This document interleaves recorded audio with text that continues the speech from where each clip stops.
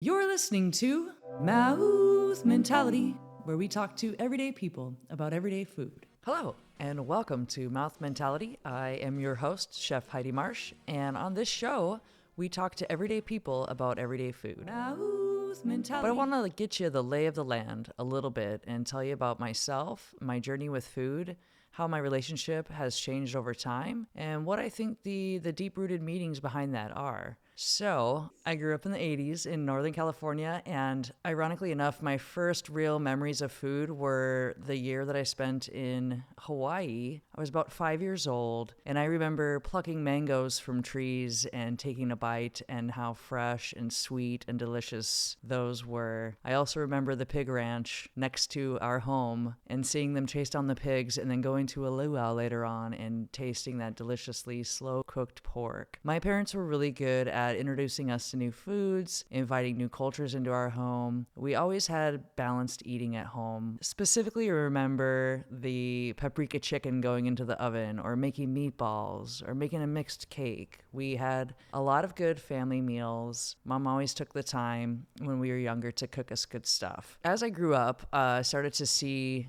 Mom get busy, family time got shorter, and some of those things led to rice-a-roni or mac and cheese or kind of those simple, easy 80s quick prep meals that you would see on the shelves. I mean, the 80s was a time of starting to get more convenient, fast fixes, not necessarily fast food. That was kind of a treat in our home, as was going out to the Chinese buffet or the Sizzler or King's Table, and still being introduced to more and more different styles of food and different cultures. We would, go to different stores and see the different ingredients and try new things. So I was never really shy about trying new things. I think I knew what I liked and what I didn't like at a young age. I definitely didn't like anything green. My mom would trick me and put the sour cream on and tell me it was whipped cream, right, to get me to eat my vegetables. Then it was a real switch for me. I always had those hot lunch meals at school where you had like the square pizza or taco day, or Italian dippers, which was basically like garlic cheesy bread and a sauce cup of marinara, right? So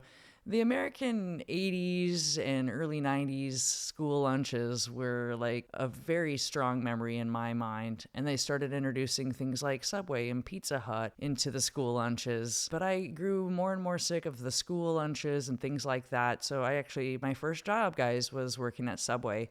And I think a lot of that was, yes, Subway. I think a lot of that was just, I wanted a little more variety. I think I was craving something healthier than the school lunch offerings. I wanted to make a little money, of course, and looking at a little food scarcity. I knew that things were tight at home, and, Subway was a treat. I'd never had a Subway until I started working there at 14 years of age, and I could make any creation I wanted. So I started getting creative, and, I could eat all the cookies and the chips and the soda and all that junk food that I never really got growing up, and now I had like all of it at my fingertips. And I think out of growing up with some food scarcity, I grew into a space where I understood that if I worked in food service, like I would have an abundance of food.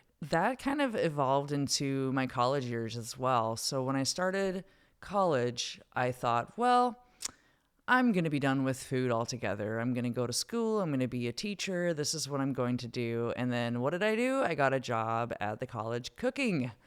I could barely fry an egg. I could make a grilled cheese, and I burnt everything in the microwave. So this was like this was a job they were going to hand to me and teach me. And I was like, okay, what? And they were like, well, we like your personality.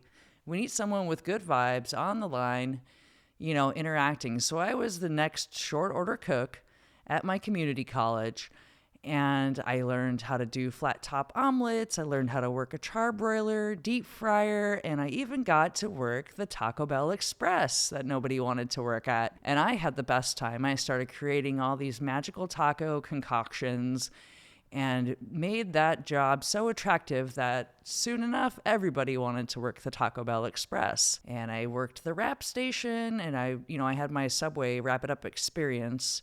So I really killed it as far as like speed went. And I got to eat as much food as I wanted. Being in college, you're trying to stretch every penny, and I didn't have to really ever worry about like what I was going to eat, because there it was. My relationship with food started to shift as a means of sustenance into more of like, here's this thing, right? This science, this biochemical, and it's just become this item in my life. And slowly I spent less time like just enjoying food and really just playing with it as a thing and kind of detaching from this sustenance idea. And yeah, I need to eat, but the chef life, you're constantly working, long hours. The breaks seemed kind of like unforgivable. There wasn't a lot of breaks back then. It was just kind of the hustle and the grind of the industry. Maybe having one meal a day and just tasting and snacking throughout the day on bread. And even to this day, like I'll have bread and butter over a sit-down meal if I'm just in a hurry, I really got into flavors and kind of this global cuisine idea in probably about my early 30s.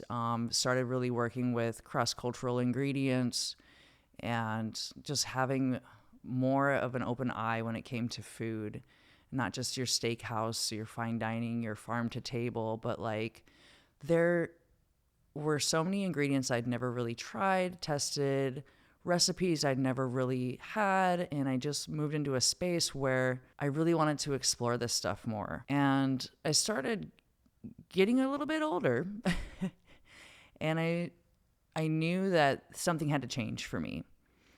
And as I started looking at these global diets and really looking into how people ate around the world, the light went on and I said, I should look at mindful eating more for myself as well. I mean, these cultures, the centurions, they're living to be over 100 years old. What are they eating? What are they doing in other parts of the world that they're so fit, they're so healthy, they seem to be living a happy life? And I knew that I was kind of shrinking spiritually and physically, just not eating well, and going from a place of just eating one meal a day, and maybe that was like going through the Hardee's drive-through or ordering a pizza, to a place where I need to consume like 3 to 4 healthy meals a day, looking at what a balanced diet looks like, eating more culturally savvy cuisine, exploring more. And so that inner person, that child inside of me was reignited and was like, I'm down to try new things. I'm not afraid to like slam this oyster, because I'd never had an oyster. I tried things that chefs were like, you've got to taste this, you've got to try this. And for the longest time, I was like, ooh, mussels, clams, and things like that. I was seasick just looking at them. And I was starting to eat these things and explore these things and explore the cooking techniques around them. That's when I started to really find balance for myself and for my clients. And the clients that I have had over the course of the last 5 years is different than any restaurant customer base that I've ever had. And so I made this pretty drastic switch from having diner clients and pub clients to having global clients and individuals from around the world. And I was familiar with all these diets in the 90s, the Atkins, the South Beach, the gluten-free diets were emerging.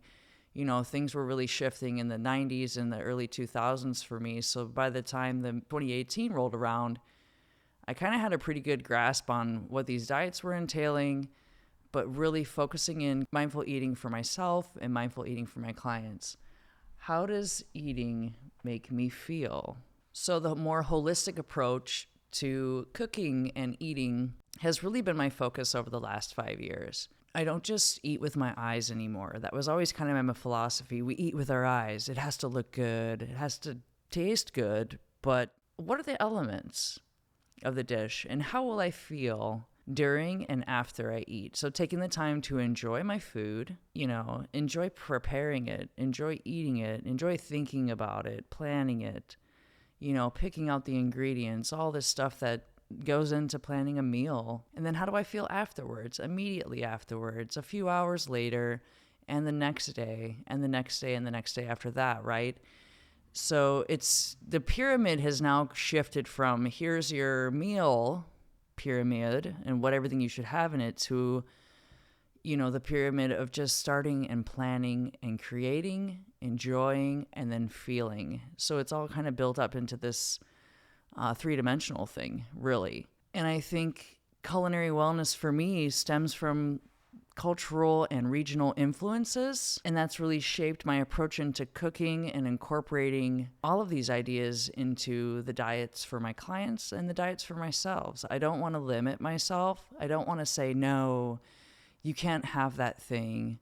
You know, like when I'm craving a burger, or I'm craving a pizza, or I'm craving a sub, like let myself crave it for a day or two and see if I really, really want it.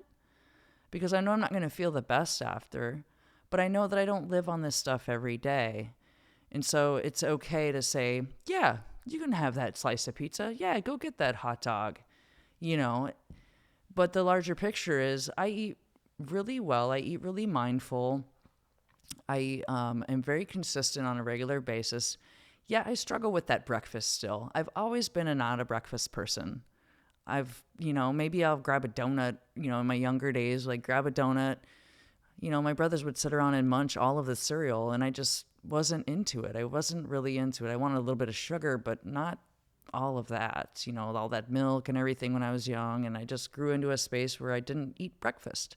So I'm like a coffee drinker in the morning. And then, through mindfulness over the last 10 years, I've been able to incorporate the smoothie, and I move away from the smoothie. Then I move back to the smoothie. So I want to bring this show to the world. I want to talk to everyone. I want to get out there. I want to talk with different people throughout the world. What were the big memories, the recipes? Did you cook? Did your family cook? Do you still cook? What does that look like for you? I want to hear your stories. I want to talk about culinary wellness. I want to talk about mindful eating, intuitive eating. Everybody has a story to tell. Food itself is a story.